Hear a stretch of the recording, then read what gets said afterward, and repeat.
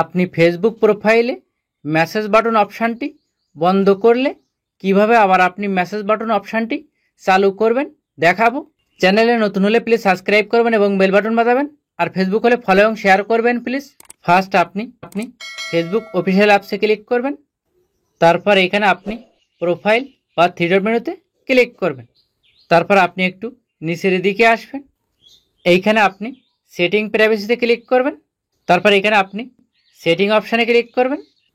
তারপর এখানে আপনি একটু নিচের দিকে নামবেন। এইখানে একটা অপশান দেখতে পাবেন, how people find and contact you. এখানে আপনি ক্লিক করবেন। তারপর একটু নিচের দিকে আসবেন। তারপর এখানে আপনি পিপল উইথ ফোন নাম্বার অপশানে ক্লিক করবেন। এইখানে আপনি তিনটা অপশান দেখতে পাবেন। এইখানে আপনি মেসেজ রিকোয়েস্ট দিয়ে রাখলে কিন্তু আপনার ফোনে যে নাম্বারগুলো সেভ আছে তারাই কিন্তু আপনাকে ফেসবুকে মেসেজ রিকোয়েস্ট করতে পারবে। আর আপনি এখানে ডোন্ট রিসিভ রিকোয়েস্ট দিয়ে রাখলে টোটালি কেউ আপনাকে মেসেজ রিকোয়েস্ট করতে পারবে না। তারপর এখানে আপনি কি করবেন, সেভে ক্লিক করবেন, আপডেট সেটিং ক্লিক করবেন। তারপর এখানে নিচেরটা ফ্রেন্ডস অফ ফ্রেন্ডস, এখানে আপনি ক্লিক করবেন।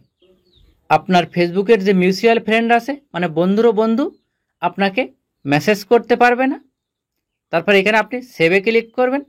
তারপর নিচেরটা এখানে ডেলিভারি রিকোয়েস্ট ফ্রম গ্রুপ, এখানে আপনি ক্লিক করবেন।